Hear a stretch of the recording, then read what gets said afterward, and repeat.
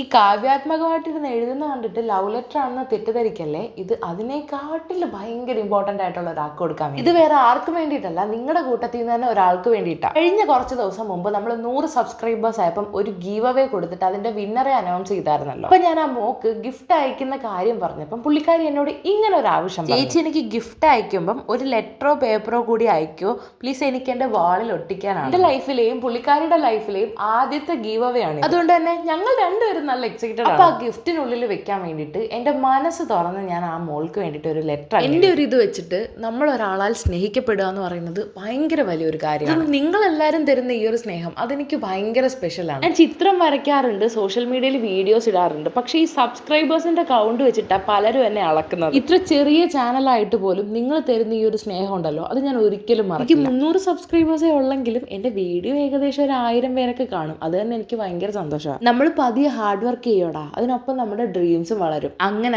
ഒരു ദിവസം ഞാനും ഒരു യൂട്യൂബർ. എനിക്കറിയാം ആ ഒരു സ്വപ്നമായിട്ട് നടക്കുന്ന കുറേ പേരുണ്ടാവും. ഇത്ര ഇൻട്രോവേർട്ടായ ആരോട് സംസാരിക്കാത്ത ഞാൻ ഇങ്ങനെ ക്യാമറ നോക്കി കോൺഫിഡൻ്റ് ആയിട്ട് സംസാരിക്കുന്നുണ്ടെങ്കിൽ വൈ കാൻഡ് യു? എൻ്റെ കയ്യിൽ അതില്ല ഇതില്ല എന്ന് പറഞ്ഞിരിക്കാതെ അങ്ങോട്ട് തുടങ്ങുക, ബാക്കിയൊക്കെ വഴിയേ വരും.